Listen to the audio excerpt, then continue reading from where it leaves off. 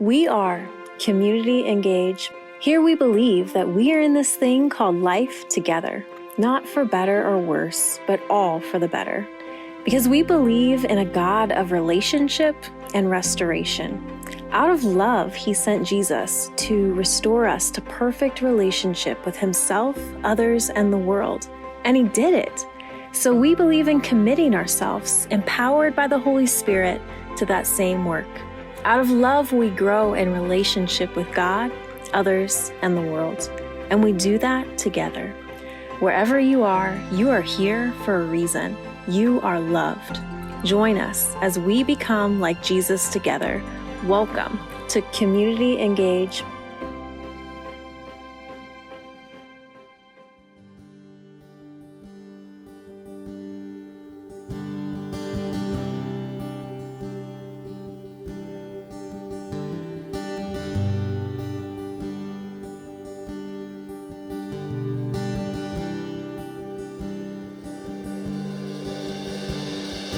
Mountains are still being moved. Strongholds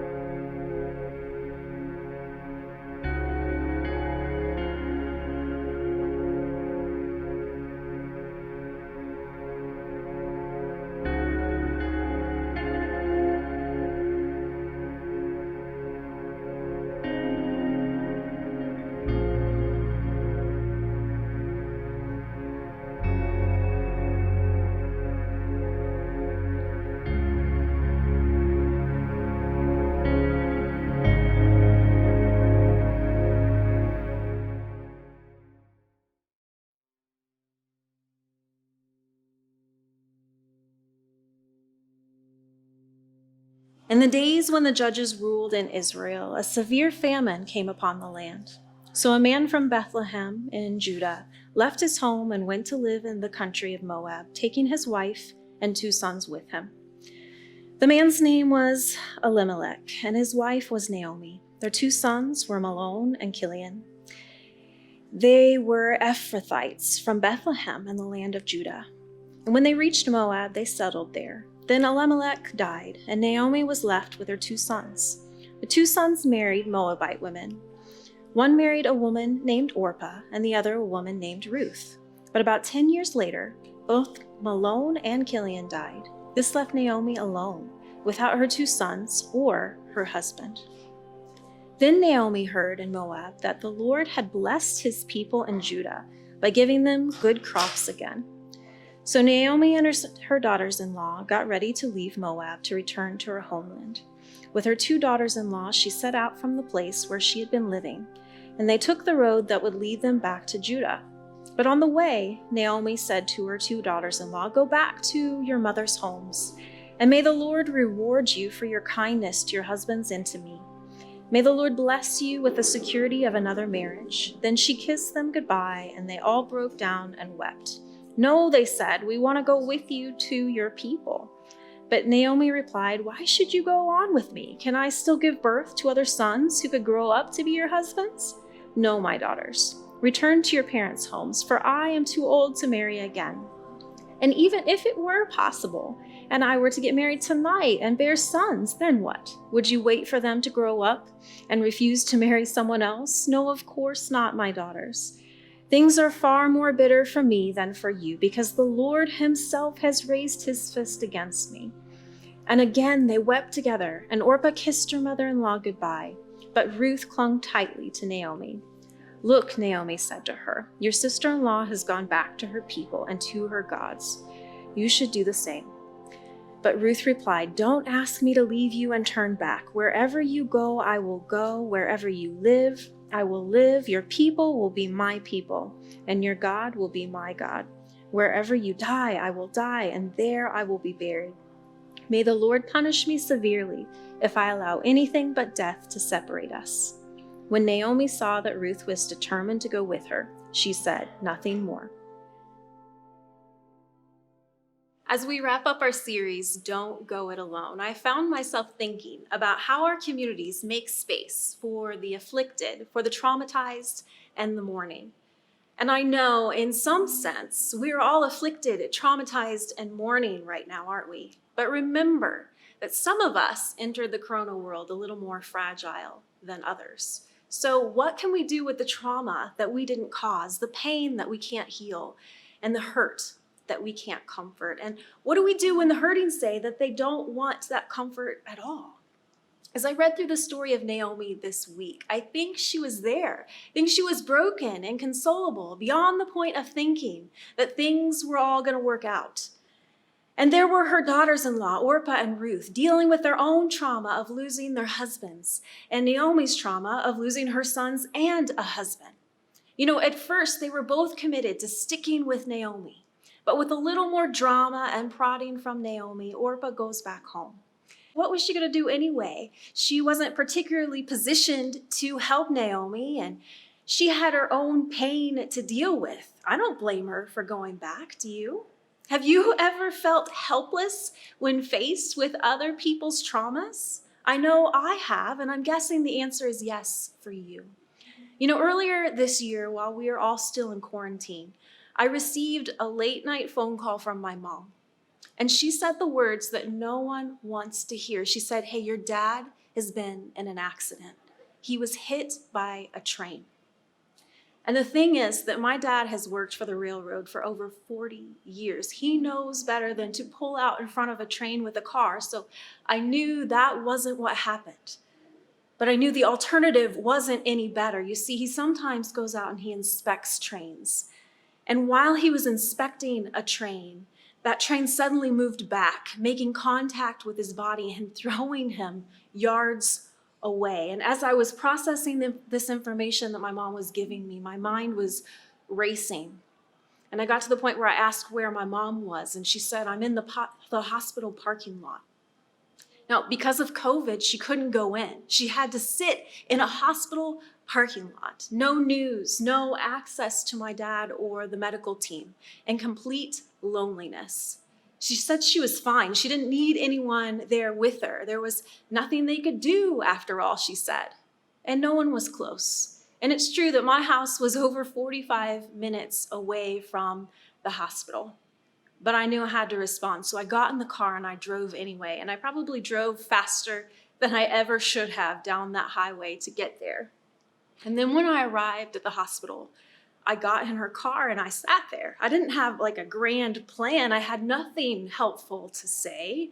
I didn't know any more about what was happening inside the hospital than she did. And I certainly couldn't fix any of it. I went to seminary. I didn't go to medical school, but I sat there. And I have never felt more useless and helpless in my entire life. But I sat there. I began to wonder this week, I wonder if that's anything like what Ruth felt as she chose to continue on with Naomi. What was she going to do in that moment? She wasn't equipped in any certain way to try to help in that particular moment. Eventually, we know that Ruth redeemed the family. But as Naomi begins to crumble emotionally, what was she truly going to do other than offer a gift of presence? And a couple notes about that. Number one, sometimes that's enough, isn't it? Sometimes that's enough just to be with someone, even if we don't have the words to say in that moment. And then my second note on that is sometimes that gift of presence is rejected. And you offer it anyway, don't you?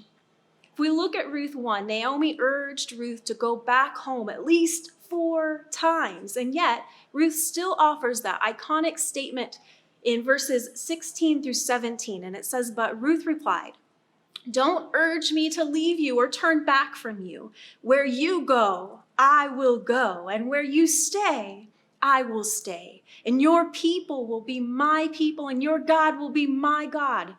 And where you die, I will die, and there I will be buried. May the Lord deal with me, be it ever so severely, even if death separates you and me.'" Such a strong statement in those 2 verses. And then by verse 18, Naomi accepts that gift of presence that Ruth was offering. Now, does this mean that all is well now? No. The struggle continues, and it probably gets a lot harder from that moment on. You see, as Naomi and Ruth arrive in Bethlehem, Naomi is recognized. And notice there that she doesn't say hi and introduce Ruth. No, she's kind of stuck in her pain in that moment. And she corrects people, saying that her name is no longer Naomi, which means pleasantness. Rather, it's Mara, which means bitterness. She is struggling in this moment with depression and brokenness, and probably some anxiety there as well. And I think there's also a bit of leeriness about trusting Ruth, the Moabite, who is offering assistance to her. But by chapter 2 of Ruth, we see that Naomi is gaining confidence in Ruth as she goes out to gather food for them both. And then by chapter 3, Naomi is making plans for Ruth to get married off. And by chapter 4, Naomi was excitedly rocking a grandchild, wasn't she? You see, the story unfolds quickly in the pages of the Bible, so I think it's really easy for us to undervalue or undermeasure the struggle here. Ruth is a hero. There's no doubt about that. I'm not questioning that. But sometimes we skip to the heroism and forget that the hero wasn't originally wanted. And here's something else to think about. Out of the 3 female characters in the story, Naomi, Ruth, and Orpah, which are more relatable or most relatable to you? I'm not sure how you feel about it, but as I processed it, I definitely would land on Orpah, who wasn't sure what to do with Naomi's mental struggles in that moment. And I would probably land on Naomi herself, who is struggling with anxiety and depression, before I'd land on Ruth, who seems to be much more secure in her faith and in the future to come. See, here's the way I see it. In calling herself Mara, or bitterness, Naomi invites us all to speak our pain, our trauma, and our truths. It's okay to not be okay. And when loved ones try to dwell with you in that truth and pain, let them. And then in pledging to go where Naomi goes, Ruth is inviting us to stay in those difficult moments with people, even if it's uncomfortable. You see, that gift of presence could be what sustains them and you through hard times. Now, you might be wondering what happened to my dad that week. See, by morning, he had been transferred to a trauma unit. We learned his lung was punctured, his shoulder was broken, his ribs were broken, and this painful, awful procedure that I don't even want to think about was done to repair a collapsed lung. They said if he hadn't made it to the hospital just when he did, he would have died. We would have lost him that night. But he didn't die. The nurse explained to us over the phone while we could hear him in the background while on really strong pain medicine in his defense. He was griping about not having a cell signal in the hospital so he could call my mom. You see, it was a long, hard night, but sometimes those are the ones when you realize how much we all need each other to make it through those hard times. It's in those times that we realize that life is better when we don't go it alone.